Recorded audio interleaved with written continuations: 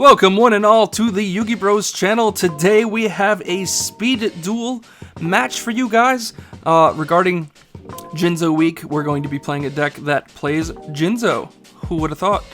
The opponent, I know I said earlier in the week that I would do more Jinzo versus Jinzo matchups, but right now this one's just going to be another deck against Dark Moth.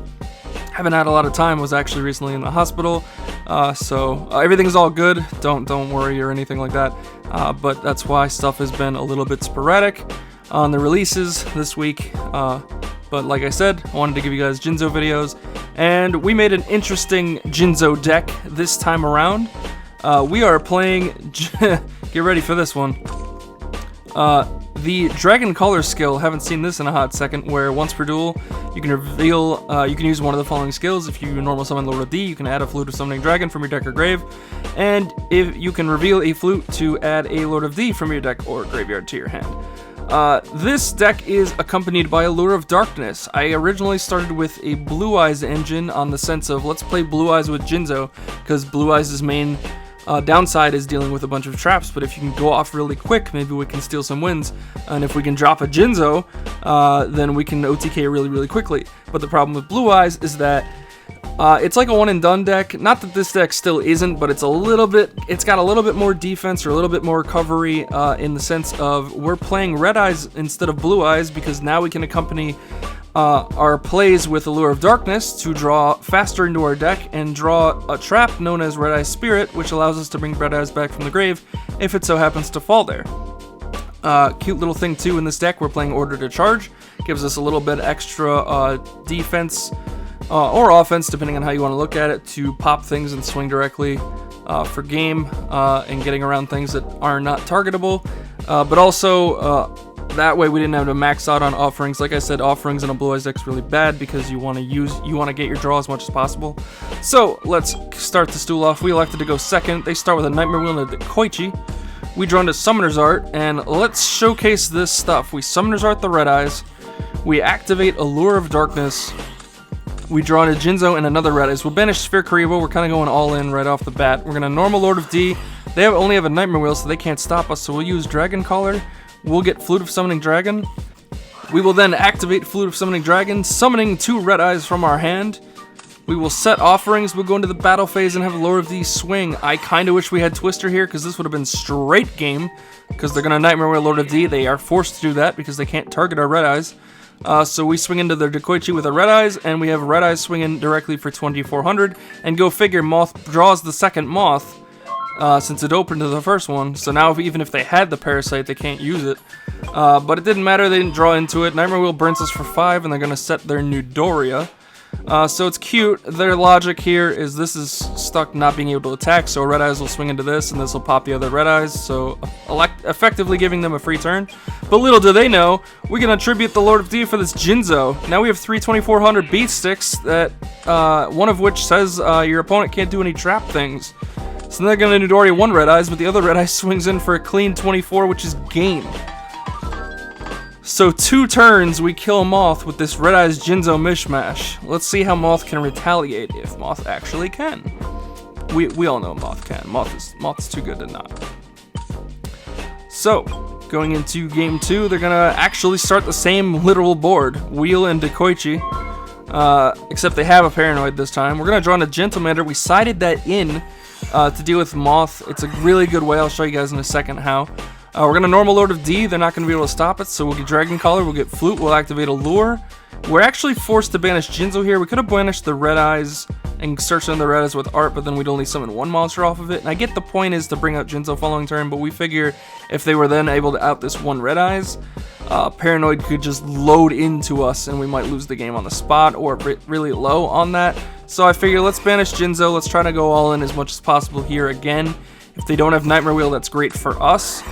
But if they do, and they probably do, hey, we'll play through it. We have Order to Charge anyways. And if they get rid of any one of these monsters for their Parasite, we have Gentlemander to recover the board.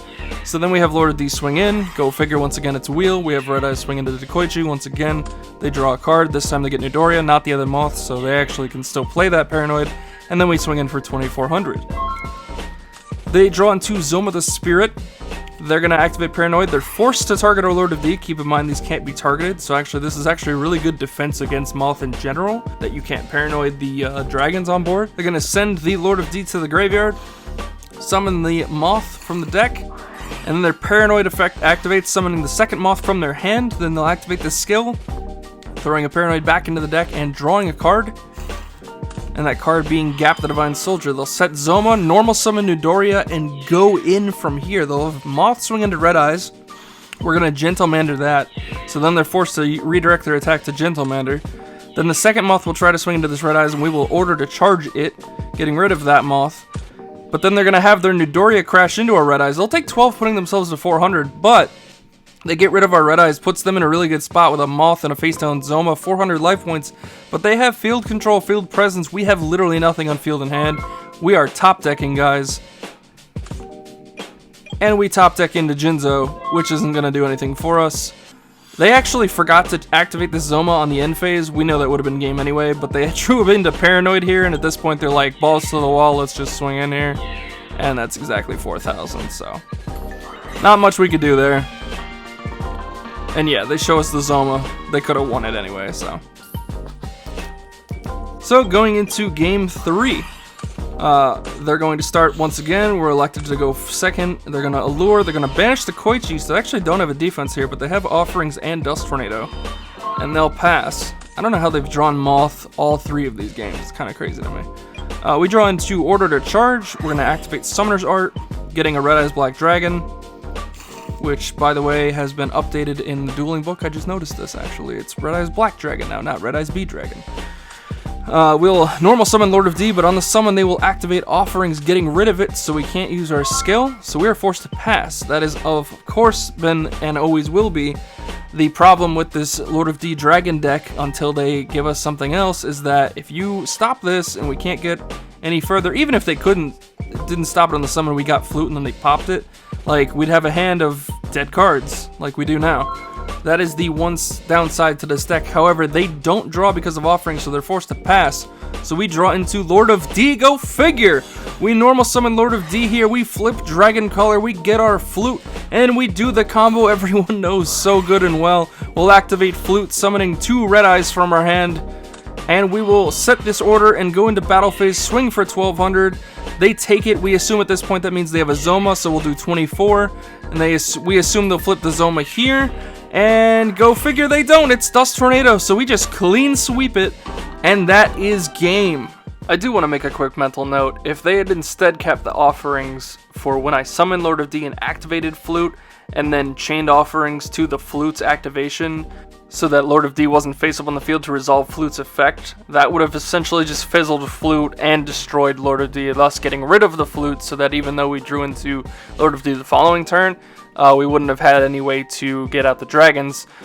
So unfortunately that probably would have put them back into the game pretty well. But in any case, for those that don't know, we've been playing the same Moth build for a while now. It's 2 Perfectly Ultimate, 1 Gap, 3 Paranoid, 3 Dekoichi, 3 Newdoria, 2 Allure, 3 Zoma, 3 Nightmare Wheel, 3 Dust Tornado.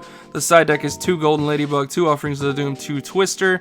We've been playing this standard build to combat basically all types of decks in the game, to give every deck a fair and equal chance. But let's go to the deck that y'all came here for. As far as the Red Eyes Jinzo deck goes, we were playing triple Red Eyes Black Dragon, triple Lord of D, triple Spirit Karibo, double Jinzo, double Flute of Summoning Dragon, triple Allure of Darkness, triple Summoner's Art, double Offerings, double Order to Charge, and double Red Eyes Spirit. It's 25, but if you cut out the Summoner's Arts, it's basically 22 with 3 Allures, so it's pretty consistent. I wanted to max out on the Darks that weren't Jinzo over playing 3 of this, because once you have one of these, you have the other one with Dragon Collar, but having an extra copy for Allure didn't seem like a bad idea. Maxing out on these is just so you can see them, so you're playing 3 copies and then 3 copies of Summoner's Art. Jinzo is the only like real potential brick in the deck. You're never going to drop it into your turn 1, you're dropping it into your turn 2 if you didn't OTK, and it's kind of like you do your board presence thing, you build the board, and if you don't OTK off the regular combo, chances are they set up more defensively going into the next turn, because now they know what you're playing and and now they need to know how to counter you, basically, and they're going to play the traps more often.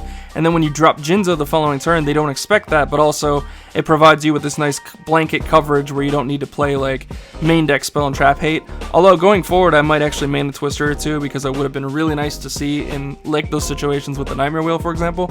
But you know, we'll figure it out as we go. Double Flute, like I said, you don't need 3 as long as you got this thing. And Triple Allure, it's you know, it's got enough darks where you can hum through it with no problem. Only double offerings because, like I said before, you need the draw phase as much as possible for when you are top decking into the following turn. So offerings gives a nice little bit of slack to not playing the third offering, offerings order to charge, I should say, gives offerings a little bit of slack. And then, you know, pairing it with this, you'll always have at least one of these on board through the Lord of D combo or the Red Eye Spirit, so this is never usually dead, but it's also a good side out. These are good side outs in general. If you want to bring in Gentlemander, like I said and showed you in game 2, it's really good to wall, especially if they think they're going to get over your thing, or at least if they're going to try to OTK you, it's good for that. But also, if you can bring this out and then effectively sit on it and protect it, you just got a free tribute summon for your Jinzo the following turn. But also, if nothing else, it protects Jinzo if they try to swing into the Jinzo or your Lord of D, and you can drop Gentlemander to keep it so that you either have this blanket trap negation or this blanket neither player can target dragon monsters on the field. We play 1 half shot in the side deck. I actually might bump this to 2. This is one of the few decks I think half shot's not bad in. Again, can protect Jinzo, but can also protect Lord of D, but can also just reduce an opponent's monster's attack in the damage step when they're trying to swing over something like Red Eyes. For example, if you cut Moth in half, it goes to 1750, and as you've seen, there's been plenty of games with like a Blue Eyes / Red Eyes deck like this where you're only like 800 points off from doing game, and half shot can actually just bring you that extra little damage that you need. But I definitely want the 3 Twister in this deck, whether that be 2 in the main in the future and 1 in the side deck, just because you're trying to OTK as fast as possible. You can't deal with continuous cards, and you're not dropping the Jinzo turn 1, so you need something to back it up. But guys, what did you think? Did you like, love, or hate any of our card choices? Leave your comments down below. What else do you guys want me to do for Jinzo week? Let me know that as well. I promise it's going to be probably a Saturday, Sunday video again, kind of like last week.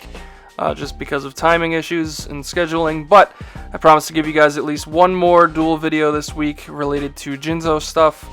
But with that, comment, like, and subscribe. As always, click that notification bell to get all of our latest updates, and I'll see you guys in the next video. Yugi Bros out.